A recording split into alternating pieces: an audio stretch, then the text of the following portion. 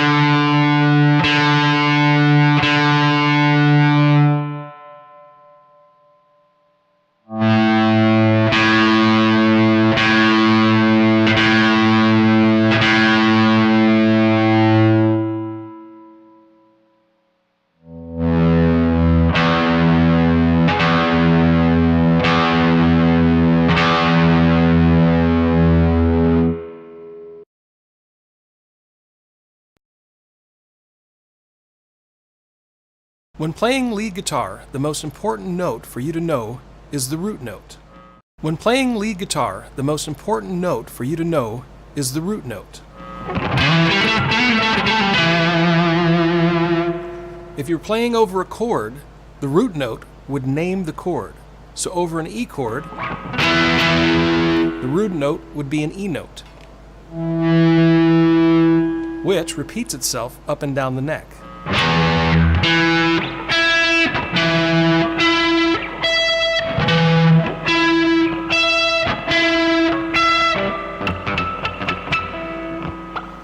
The root note also names the key of music. So in the key of E, the root note is E.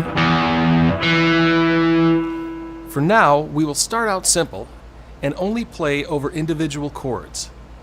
This is for the sake of the beginner, so we can start easy, but also have a solid foundation for all of the other notes and scales we are going to mix in. As we progress, we'll be playing over multiple chords,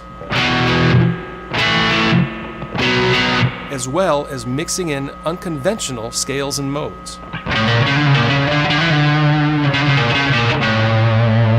Overall, we'll be giving you the ability to play any and every note in any position on the fretboard over any given chord. Let's start out with the E5 power chord.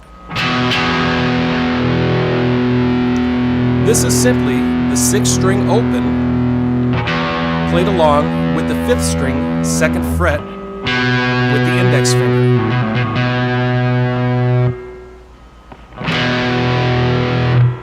Just strum down on the 6th and 5th strings together to sound this chord. After holding the E5 chord for 4 beats, we are going to play the E root note in place of the chord for 4 beats. That's the 6th string open E by itself for counts 1, 2, 3, 4. At the end of 4 beats, we're going to move to the next E, also known as the octave E on the 4th string, 2nd fret. Here I'm using my index finger, and play it for 4 beats. 1, 2, 3, 4. Next, we'll move to the 2nd string, 5th fret,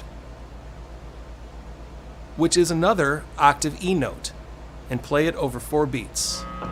1, 2, 3, 4. So for our first beginner exercise, we have 3 different E notes to play after the E5 power chord. Starting with the 6th string open E, then up 1 octave to the 4th string 2nd fret, then up another octave, 5th fret E note. Which, by the way, you can duplicate this E pitch on the 1st string open as well. The reason for learning these different E pitches is so you can easily move around the fretboard like a true lead guitarist.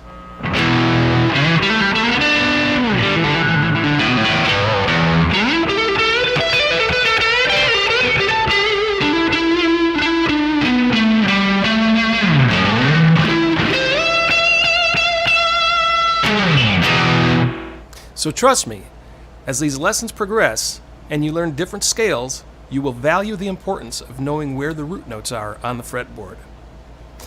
Okay, so for our first exercise, let's play our E power chord and 3 octave E root notes over a drum track at a slow practice tempo.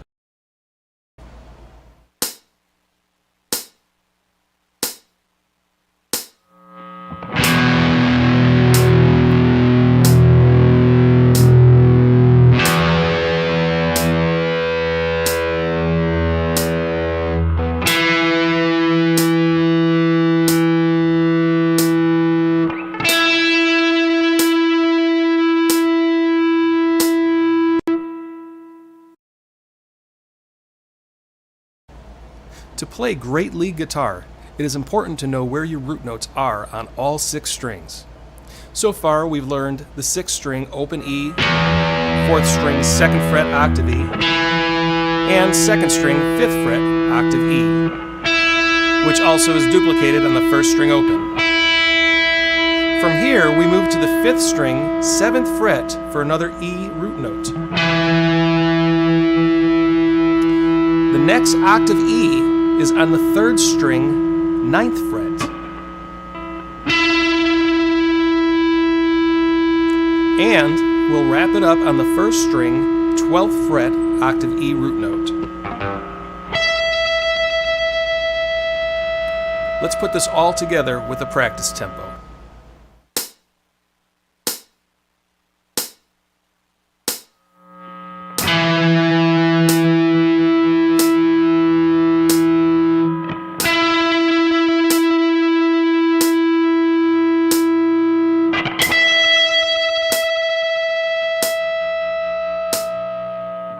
And now, for the sake of completion, let's play all of our E root notes from the low 6th string open, all the way up the neck, to the 1st string 12th fret E.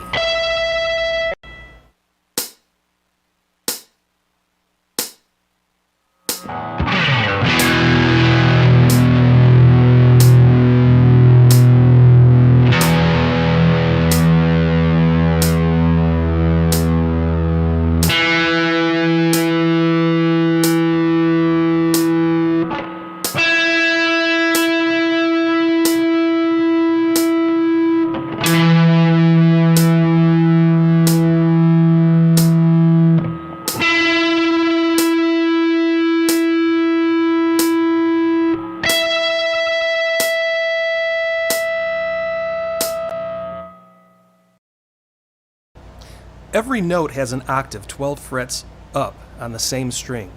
So the 6th string open E also has an octave on the 6th string 12th fret.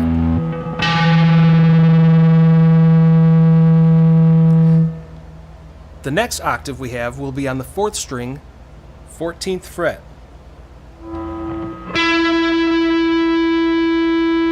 Then the octave E on the second string, 17th fret.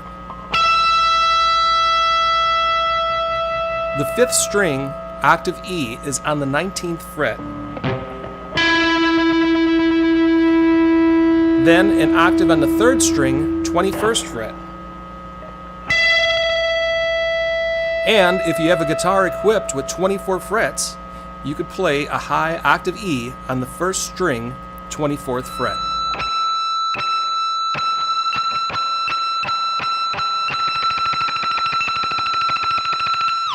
If your guitar only goes up to the 21st or 22nd fret, you can still achieve this note by bending the string up to the pitch of an E note.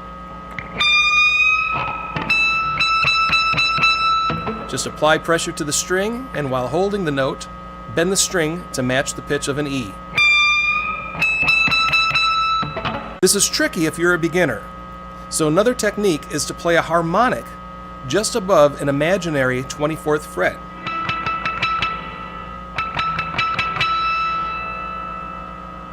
To achieve the harmonic technique, lightly touch the string above the fret wire, or in this case the imaginary fret wire, and you'll produce the pitch you're looking for.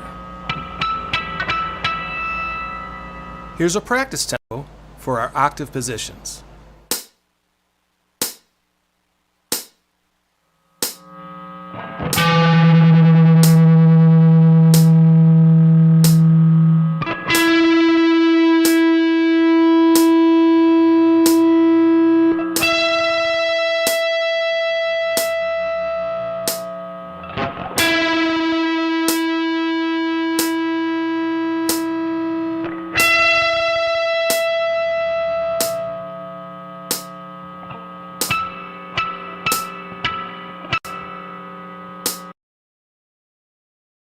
You might notice that I give fretted notes a little shake.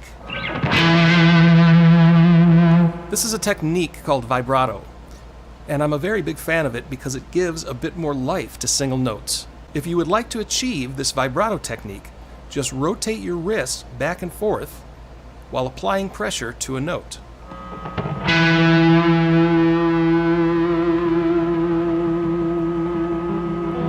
In this next exercise, let's run through all of the E notes, but this time we'll play it at a slow, medium, and more challenging fast tempo for experienced viewers.